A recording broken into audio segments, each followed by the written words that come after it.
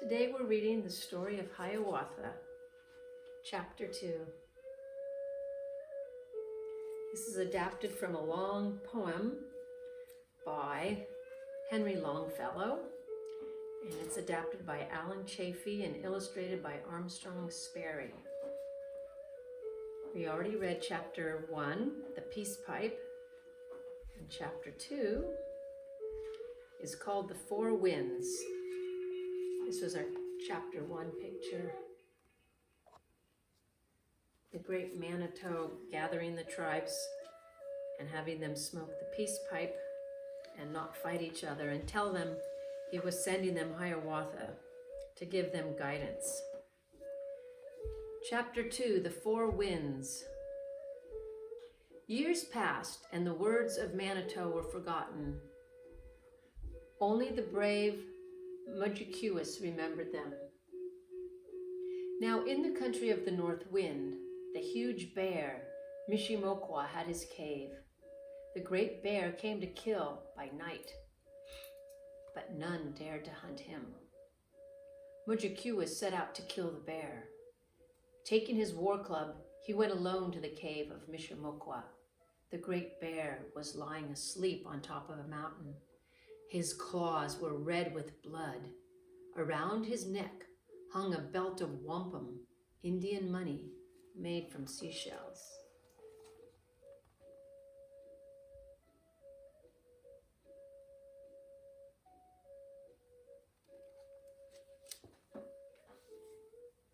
Mudjekeewis swung his war club and broke the skull of Mishimoqua. Then the warrior put on the belt of wampum to show his people. They were proud of him and cried out, "Glory to you! From now on we shall call you West Wind, ruler of all the air." Thus was Mudjekeewis chosen father of the winds of heaven. He kept the west wind for himself and gave the others to his children. To one he gave the soft east wind, to another the warm south wind, and to still another the wild and cold north wind. Chapter 3, Hiawatha's Childhood. It happened that Nokomis, beautiful daughter of the moon, was playing one evening on the moon with her maidens, swinging in a swing of grapevines.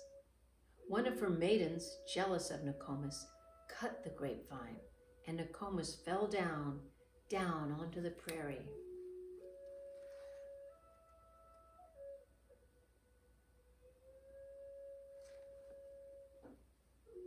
"See, a star is falling from the sky," the people said. There among the prairie lilies, a daughter was born to Nokomis, and the daughter grew to be tall and slender and beautiful. Her mother warned her often, "Oh, beware of Mudjekeewis, of the west wind, Mudjekeewis. Listen not to what he tells you, lest the west wind come and harm you." But the maiden did not heed the warning, and Mudjekeewis won her heart. A son was born to them, the little Hiawatha.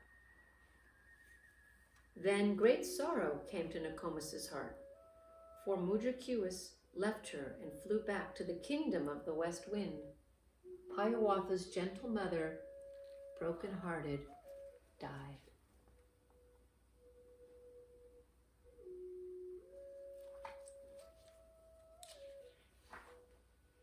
So it was that old Nokomis, Hiawatha's grandmother, took the baby Hiawatha to her wigwam. By the shores of Gitchigumi, by the shining big sea water, Nokomis made a cradle for Hiawatha of little branches from the linden tree. She tied the branches together with sinews of the reindeer the hunters had brought for meat. Then she wove in long grasses from the riverbank. She lined the cradle with soft moss. There the wrinkled old Nokomis nursed the little Hiawatha, rocked him in his linden cradle, stilled his fretful wail by saying, "Hush, the naked bear will hear thee," lulled him into slumber, singing, "Ee, my little owlet, who is this that lights the wigwam? With his great eyes lights the wigwam. Ee, my little owlet."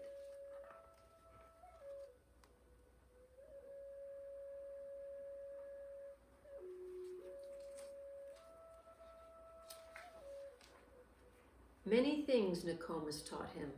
When little Hiawatha woke at night, Nokomis told him of the stars. She pointed out the comet, Ishkuda. Hiawatha thought Ishkuda was like a falling star that trailed long, shining hair behind her.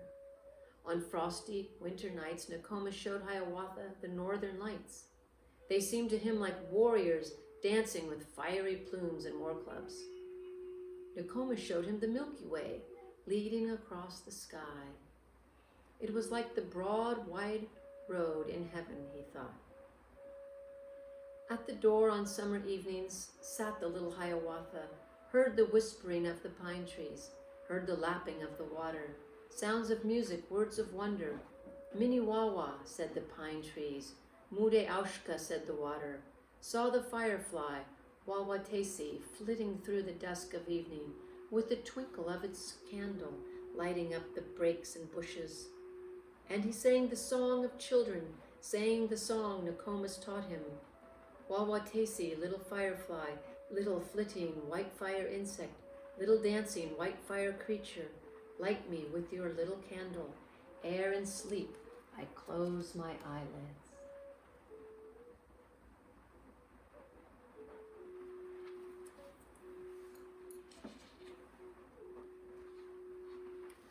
Hiawatha was curious about many things and asked Nokomis many questions. One night, as he watched the moon rise from the water, he noticed the flecks and shadows on it. What is that, Nokomis? He asked. And the good Nokomis answered, once a warrior, very angry, seized his grandmother and threw her up into the sky at midnight. Right against the moon he threw her. It's her body that you see there. Once after a rainfall, Hiawatha saw a rainbow arched across the sky. And what is that, Nokomis? He asked. And the good Nokomis answered, it is the heaven of flowers you see there. When the wild flowers of the forest and the lilies of the prairie fade and perish on earth, they blossom in that heaven above us.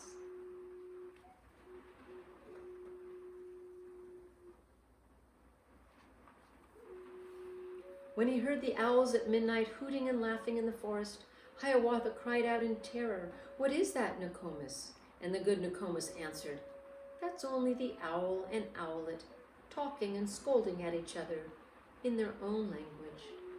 Soon the little Hiawatha, listening to the birds, learned to talk with them, learned of every bird its language, learned their names and all their secrets, how they built their nests in summer, where they hid themselves in winter, talked with them whene'er he met them, called them Hiawatha's chickens.